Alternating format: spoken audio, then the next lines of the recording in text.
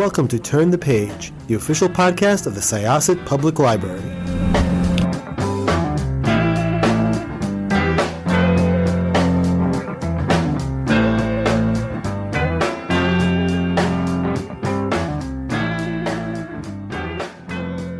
Hello, everyone, and welcome to Turn the Page. I am one of your hosts today. I am Jen. I work in media engagement with my co-host. Who are you? Oh, I'm Jessikah, and I also work in media engagement and community engagement. Welcome to Turn the Page. Thank you so much, and thank you to our guests for joining us today. Might I ask you to introduce yourselves? Ladies first. I'm Kate Tamberelli. Well, Caitlin Detweiler for some things, Kate Tamberelli for this. Proudly displaying my my married name as the co-author of The First Day of Prophecy with my husband Danny. That's me. I'm Danny Tamberelli. How you doing? I'm also I also work in social media engagement, and I do what you guys do because we have a couple social media accounts, I guess. Yes, yeah. You had a podcast. Oh, I had a There you podcast. That's go. right. I have a podcast. Yeah. So we're all in the same field. We are, yeah, we're all colleagues here. This is great. So thank you. Brought together by a book. Yes, yeah. Yes. And what a book. Like, we had so much fun reading this. Like, we've been talking about it for the past few days. It's just absolutely delightful. And I'm wondering if you could start out just by telling us a little bit about how you got into writing it, like where the idea came from. And if you could talk a little bit about like what it is like to fictionalize your own life, and how you decide what bits to keep and what bits to get creative with. This is the ladies first. The whole Yeah, you want me to jump in? I can jump in. You can go. Oh, well, during the throes of the pandemic, when there wasn't a creative ounce in us, we decided that we've always thought about doing something fun together, something creative, because again, I write comedy and play in a band, and I've been, working in the entertainment industry for a long time.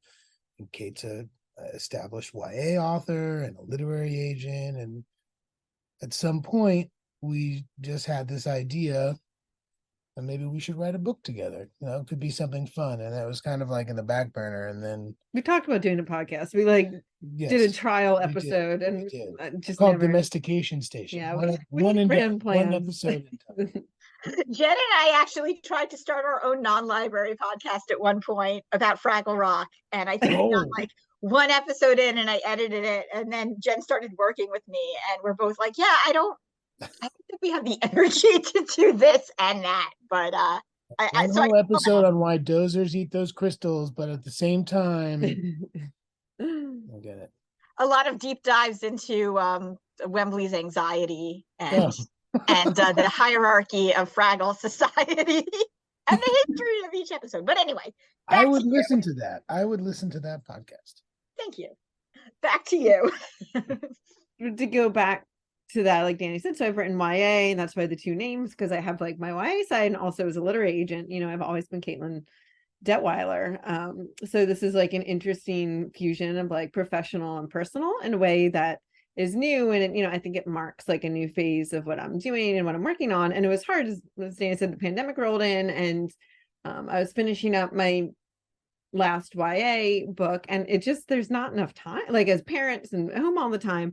I felt like I couldn't spend my nights and weekends just writing my own books anymore. Like it didn't appeal to me. I think I told lots of people I was probably going to take a break from writing because there just wasn't, enough time as a mom and as a full-time agent during the week. But then when we had this idea, the idea came because we were celebrating our anniversary, like our dating anniversary. And I screenshotted, as you do, the match with him on Tinder. I don't think everybody does that. I screenshotted like the match in the moment, and then the conversation, obviously, to share with friends at the time too, friends who thought I was being catfished. And then when I had deleted Tinder, I screenshotted all of them. So I have like our full, database of Tinder chat. And I was looking at our very first one where he had sent the question about the psychic. And it came up, and I'd posted on Instagram, and one of my authors actually was like, wow, I'd read this book. And I'm like, wait a minute, and it truly, I was just like, I remember I was sitting in like a chaise at his parents, and like all like the whole that it was like, Danny, come over here. Like, what if we launch off of this message, this very weird, I mean, why don't you can share a little bit more about what your first Tinder, I don't know how many women he sent it to, probably a I'm lot. not gonna get it. I'm not gonna get into the data on that, but it was a good way to source out people who might have thought it was funny versus people who are like, I don't know what this guy is doing, and I'm not really sure I want to engage. But it's directly in the book. I think I said that when I walk into a psychic, if they're no, they're surprised to see you. If you walk into a psychic and they're surprised wrote to it see too many you, times. Right. yeah, I you walk copy out. and pasted it to me. Oh, Would you walk out because they shouldn't be surprised? right, they shouldn't be surprised. And I just remember getting it and being like, what is it, like, who sends this as a first message? And like, full disclosure, I had swiped knowing that he'd been on TV as a kid, and I'd watched him on TV as a kid, and I dated someone recently who was quite a fan of his, which had really like put him on my radar, that he was in Brooklyn and doing comedy shows, and that was him. So it was delighted to have swiped on, and we didn't match instantly. But then later that day, while I was on the subway, as you know, as it happens in the book too, I got this message, and I was like, what the, like, how do you even begin to respond to this? And I spent hours just thinking through, probably like sourcing from friends too, like, what's the fun, like, how do you respond to this? It's not just like, how's your day going? You got to be unique.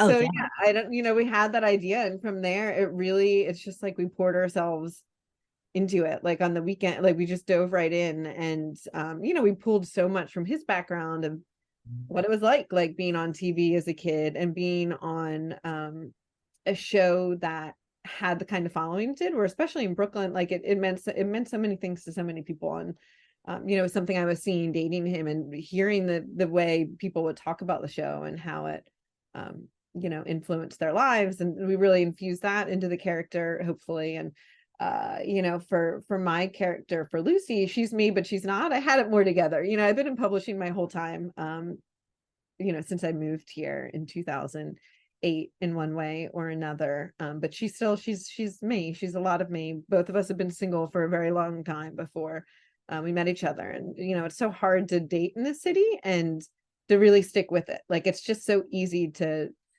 go on one date and it's fine and write it off. And the whole point of this was getting this prophecy and feeling like there is a future, even if you don't feel it in the moment. Like, how do you work for that?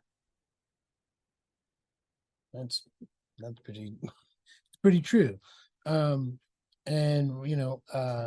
Rudy's character certainly deeply rooted in my own personal stuff. And I think the question that you had asked, the second part of your question about how you pick and choose, I think it really have to go with the story and how you want it to play out. I feel like the small differences between Rudy and myself in terms of dating and finding that person versus just kind of like meandering through, I was certainly I was definitely looking for somebody, but it wasn't like I wasn't totally aloof like Rudy was. He's just kind of like just doing his thing, and I think it was an important difference to kind of fuel the story, for sure. Though you were on Tinder for comedic fodder. I was on Tinder for comedic fodder, yeah. So that was just what made me feel made you feel better. Gave my own personal self-confidence. That I was riddled with my own self-doubt at the same time. I know Rudy does he does like food delivery, and he does all sorts of stuff in the book. I know you worked at a bagel shop at one point, correct? I did. Yes. In the middle of my senior year, when I came back from working on all that got a Nickelodeon Kids Choice Award. And then my dad was like, this is not going to last forever. and you need to get a regular job like everybody does in high school. And that bagel store that you like, well, I talked to the owner and he's going to give you a job. I wasn't asked. I was just told that that's what was They happening. kept That's everyone to such a keep him dad humble. thing to do. A very bad thing to do. Yes. And then again, much like saying that I was on Tinder just for fodder because that was my way of coping with it, I would tell people at the bagel store that I was just helping out. And Like you were taking a paycheck. it's like, Because Nickelodeon was paying you so much just money. like I'm just, Rob, the owner of Goldberg's, he needed a hand, and so every weekend. every weekend, and that turned into that and into college when I would come home like once a month for a weekend, make a little extra cash at home. Although I would still sign bags, and they'd be like, I need a bacon, egg, and cheese, and could you sign that bag too? That's It's really, yeah. Like Kelly Ripa and Mark Consuelos would come in because they lived in the next town over, and I never heard that before. Their kids knew who I was, and then like at one point, I remember Mark Consuelo like coming over to me and being like, "What are you doing here, dude?" I was like, I'm just trying to be a kid, Mark. You can't all grow up to be on Riverdale." I was gonna say, how did you watch that many seasons of Riverdale and I didn't hear this anecdote before? Well, sometimes it's just got too many of them. These conversations, too many anecdotes. pop out. That's amazing. I would be like, I'm making an indie dramedy about a bagel store, and I am doing character research. We talked about doing Yeah. YA at one point at the bagel store. I mean, who knows? I feel like it's just such a cool detail to me that it worked at the bagel store. I don't know. Like did such a normal thing when 100%. And it's so very New York, New Jersey. It's just so, yeah, exactly. Just like the things that it is. I baked the bagels. I sometimes would come in at 5 a.m. and I would pull the bagels out of the walk-in box and put them in the boiler and do the whole thing. Put the sesame, the everything, put them all on. So I physically bake bagels. he continues to be very snooty about bagels, and they have to be kettle boiled. They have to be kettle boiled. As you should. Yes. I would love if you could both talk a little bit about what it is like to collaborate on a book. And for you in particular, Kate, like what was it like writing on a team versus writing solo? Did you learn any new skills or get any new perspectives from it? It's totally different experience. I don't think I never like thought I would co-author a book, and I've seen some of my authors do it, and for some people like it works so well, but everyone has such a different style. For my YA books, I never really plotted them out. It was very much like idea driven or character driven. Like I knew what was going to happen, and kind of found my way through it as I went. Like it wasn't, I didn't really have a clear plan in place. But with this one, it wouldn't have worked that way, because we really wrote it every other character, where I'd write Lucy, or every other chapter I'd do Lucy, he'd do Rudy, and we'd go back and forth. So it wasn't, we didn't have a super detailed outline, but we knew like the chapter beats, pretty much from the beginning. Things would change, but like we had more or less, we knew what was going to happen. We didn't know exactly, I don't want to give too much away, like if there would be a grand gesture, what would happen, like how it would come together in the end, because I think there's some magic in discovering as you go that I didn't want to completely lose with this, but also had to learn to share the process and how, especially once they meet and you're kind of going day by day, it has to be a very joint process. Like the first few chapters we could wing it a little more because they hadn't met yet, their paths hadn't crossed in the same way, but once they do, their lives are so intertwined that we really had to know, like chapter by chapter, what they'd be feeling and doing.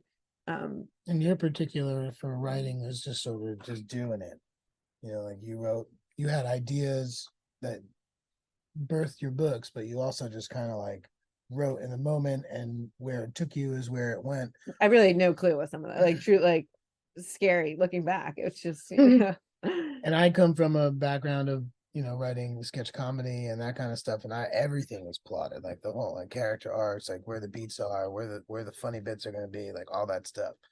So together working like that, being able to sort of like pull from each of it. There were some times where I didn't really know what was going to happen. I just kind of like, all right, I'm going the Kate route. Like, let's do this.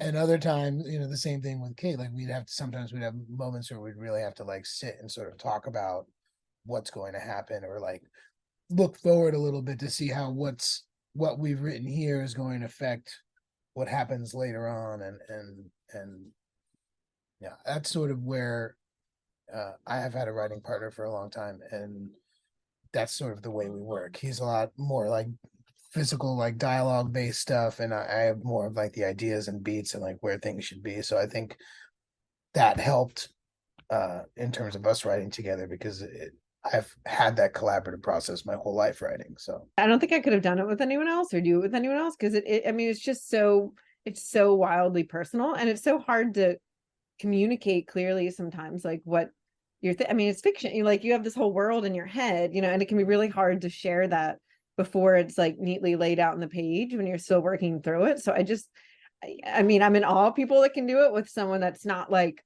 their closest person, where you're not like sharing a brain for so many other things and sharing so much that like it's just one more thing to talk through, and that made it much easier, and we could be more honest with each other too if something wasn't working. We didn't have to be as gentle. We were kind about it, but you can be honest. And you will write 500 words, Danny. yeah. I don't feel like writing today. You will write. Yeah, I mean, that is true. Words, Danny. I couldn't. Wow. I certainly am much gentler with my clients that I work with. But honey, it's New Year's Eve. You will write 100 words. That's like the infamous. I mean, I was very. Yeah, I mean, we had to stay on a schedule even before we sold the first book, and that was terrifying because, I've been really lucky as an author that I never wrote a book that didn't sell. It's partly just like working in industry. I mean, I'm so present in it every day, and but it was like, what if this is the one that doesn't? And we just spent like almost a year of our lives literally using like every nap time on the weekends, like I said, holidays, or if we were at our parents for a weekend, scraping together as much time as we could, because there just isn't time during the week. And we're not like good night right once in a while at night, but like that's, you parented all day and worked all day, like that's just not where your brain is at. So it was terrifying, the idea like we could have just wasted a year of nap times for nothing. So we were really lucky. I feel like Danny, we might have gotten divorced over that if I'd pushed him to his limit like that and then gotten nothing for it. I'm super interested in like the overlaps between writing romance and writing comedy, because like both are happening here. And you said, Danny, that you have a comedy background, and it occurs to me that like for both genres, like timing is really important, and how you meet out tension, and keep tension and playing with expectations. Did you feel like those skills from writing comedy were very transferable to this genre? Absolutely. Yeah. For exactly what you said. There's you nailed it. It's really, I mean, that's the things.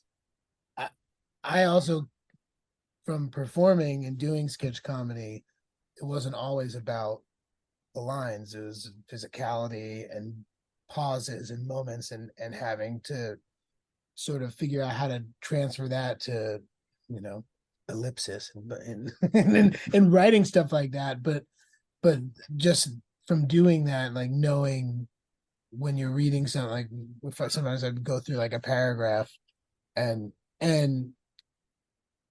basically just go through and be like, okay, oh, right here, like in the middle of this there's going to be a joke here, because this is going to hit, this is going to be a nice little beat, and it adds to whatever's happening. Like there's a scene when Rudy is in Lucy's place and it's stayed over, and someone comes to the door, and there's this whole scene where it's you can just totally see it play out as like as a sketch in a movie, like, oh, trying to put on pants, someone hits you in the face, your nose starts bleeding, like all these things that happen. These are all those beats are just I really tried to make sure that they, while reading them, like you kind of feel the beats 1, 2, and 3, and like all that kind of stuff. And I feel like there's a lot of rom-coms that like are much heavier on the romance than the comedy, which is fine. It's just like I feel like rom-com as a label is been really thrown around. And we've been saying it's more calm than wrong. Yeah, and that that was important. It was important to have the funny beats really shine through, pushing the envelope almost of like don't want to be too absurd, but also like wanting to push on that, that comedy button, because it just felt so important in our story and the way we both are. And I think the comedy, it's how we talk to each other, it's how we relate. I might not be a comedian or have any kind of background. She's my favorite comedian. I was voted funniest, in my very small Pennsylvania high school and senior year. So, there's that. But it just, we could never have written a story together that wasn't. I wrote that she was my favorite comedian in our vows. And my vows to you. So it's true. It's real. I'd put that on my business card, honestly, 110%. I really wanted to mention, I like, how you're talking about just certain things as beats. And I know, Danny, you're also a musician. Is there do you feel sort of like a rhythm in writing prose that is similar to working with music? Lyrics and stuff like that? Yeah. For sure. I mean, I don't think it's I think that's happening. It's automatic, like breathing. I feel like I have specifically as a bass player, and that's what I primarily do in bands and stuff. You have to kind of you're always the one, keeping time and making sure that the music is happening in a way that sits in a pocket and all of that. So I think it's just sort of instinctual. And yeah, I mean, I would hope that it comes through that way. I feel like I don't think that I write very herky jerky. Like it seems like no, it flowed really, really nicely. Really, it really did. It worked. It was very rhythmic. It was very it worked. Which actually leads me to a question for Kate. Do you feel, this, I think for a long time, what is considered YA and what is considered adult, there was this line. It's like, okay, well, this is clearly YA and this is clearly adult.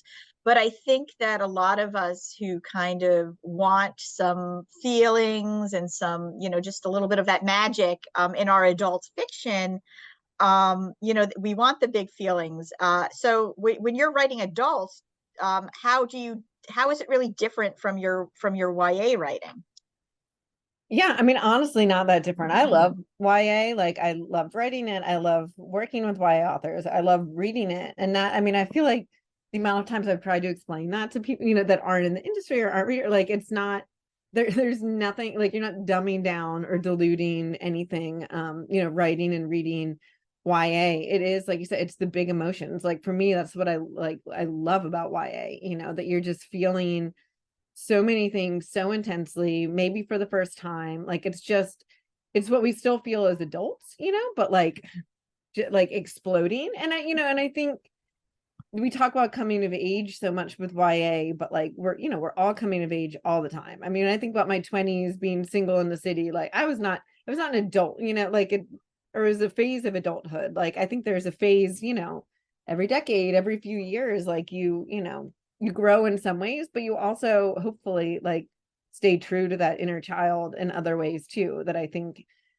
is so important. So I feel like, to me, this is still very much a coming of age story of these two people that are in their early 30s and still have not figured it out, as many people, particularly in a city like New York. It's the norm. And it's really interesting to see some reader responses that in their age. I think it can be hard for some people to grasp that you can be in your 30s and not married with kids in a house, that more conventional way. But this is the reality, for so many people too. And that was really important to us, and wanting to keep them at that age. But, it wasn't inherently different in a lot of ways to write the voice, because I think there are parts of us that don't don't really age, you know, in some ways. So it was like taking the 100%. big emotions. For me, it was fun to translate all of that, but then be able to add more, like to be able to add more curse words, you know, add a little more sexiness, you know, add some of the nuances of being older and a little more true to my life now. Like, I think that's the hardest part for me with YA now, is like, it's really different to be a teen now than it was when I was, you know. So while a lot of the feelings might be the same, there are different pressures, there are different expectations, there are different, you know, just systems in place, like having social media as a teenager and like, it's fundamentally different in a lot of ways. And I think it gets harder for me to think about how to translate the teen experience to teens now. But I think I am still in many ways a teen at heart, but the way that I experienced being a teen. So yeah, the writing was really similar, and I think the voice too, because it just, I don't know, I don't think voices are as different as we sometimes think between teen and adult, or at least for me. I don't know, maybe I didn't age. Yeah, but again, somebody who worked on TV and film sets as a child, I was around adults all the time, particularly on the show Pete and Pete.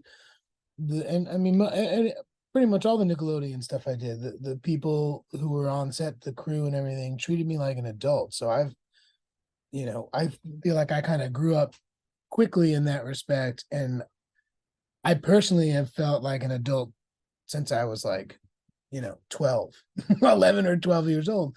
And I didn't necessarily have that. I mean, I'm sure I know I had that awkward adolescence phase, but it was a little bit different for me. There are pictures. There are pictures. There is proof. But I've felt comfortable, and I've always sort of felt like myself. And even as a 41-year-old, I still feel that same. I still have that same feeling of feeling like, oh, I'm, this is who I am, and this is kind of like how I grew up, and it's still very much a teenager at the same time.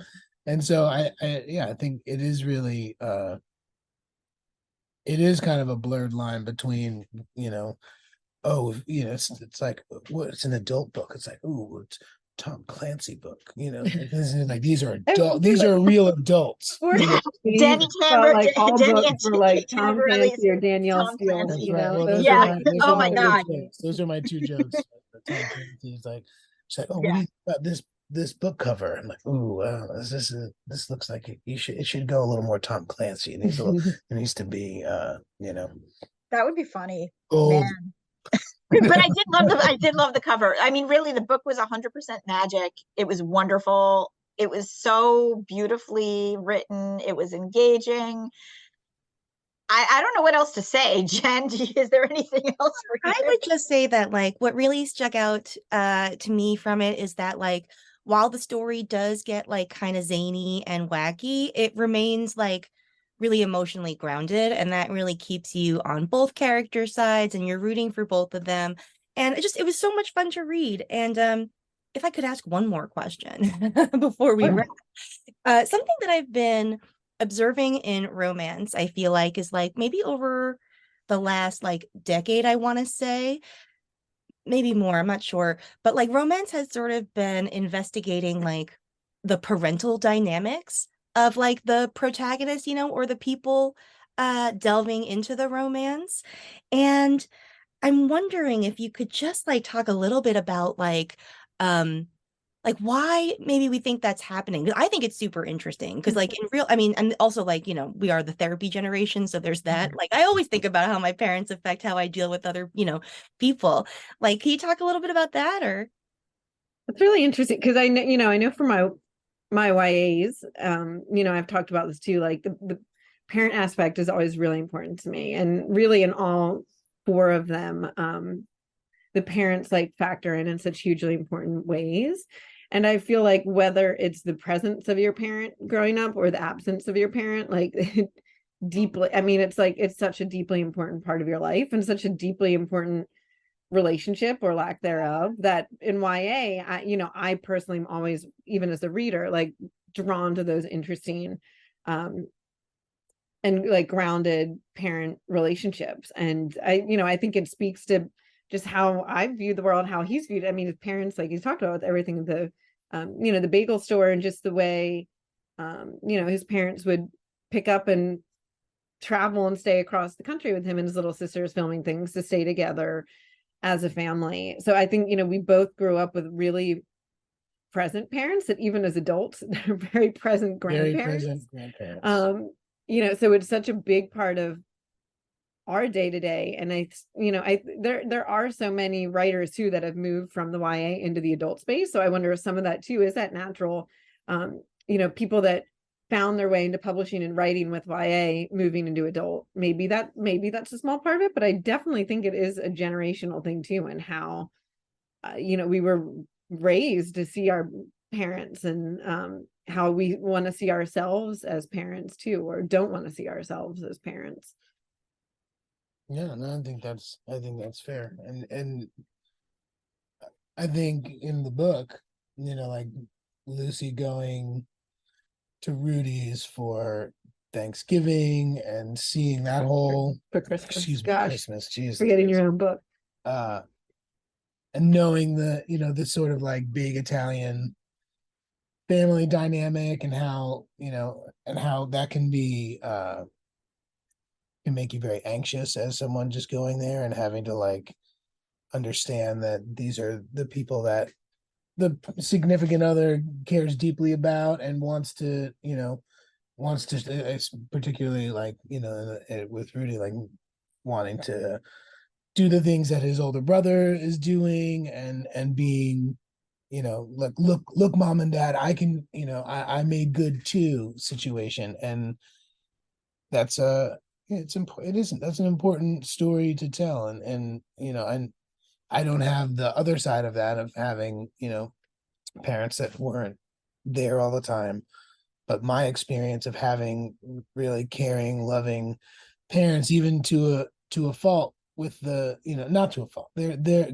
being working at a bagel store, was something in the moment where I was it made me feel uncomfortable and made me feel weird, because I was on TV the night before, and then I'm working at a bagel store and people are talking to me about it, and I'm 18 years old, and so there's that there's that anxiety and that adolescent, like, oh, this is so weird, like I shouldn't bother me, but it does, because other people, what are these people thinking? Like, in hindsight, it was the best thing they could have done for me, because it made me understand the value of $1 better than some other child actors who may have banked on being actors their whole lives. And I had other outlets, and that my parents are really they